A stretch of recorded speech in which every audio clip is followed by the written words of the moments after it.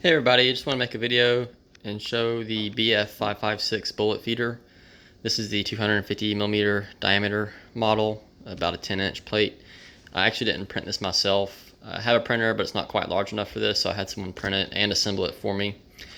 There are a lot of things I like about this bullet feeder already, better than the Mr. Bullet feeder that I've been running. I've got 3 of those Mr. Bullet feeders, which are fine units, but one thing I really wanted was larger capacity. As you can see, we've got about 800 9mm 115s in there right now.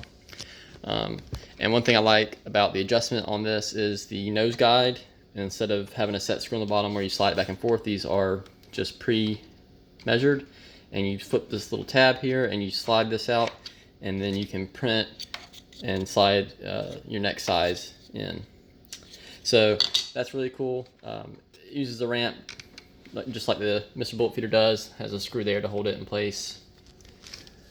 It has your output tube. One thing that's really nice about the output tube is it's locking, so you can twist it and it comes out. So when you put it back in, you twist it in place and it won't pop out. I know I've had that problem a few times on my Mr. Bullet feeder where it's just not quite tight enough with a set screw and it falls out while you're running it.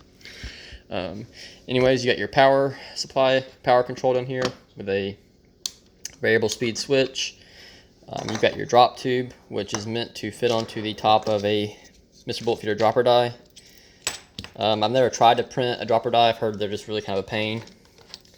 So it's really just great to use the MBF dropper die because they've got that down pat. And that just slides over on top of it.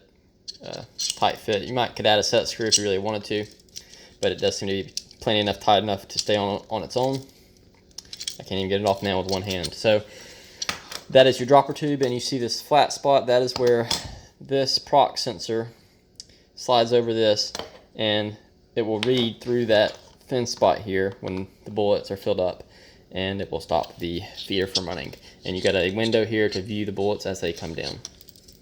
All right, we're gonna go ahead and turn it on. I'm just gonna show you guys it running. This is at full speed.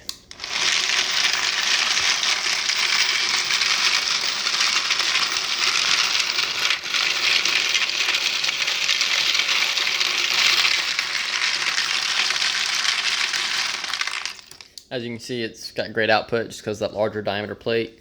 I did have to tighten the clutch a little bit. You just tighten it with those 2 little screws there, and you're ready to rock and roll.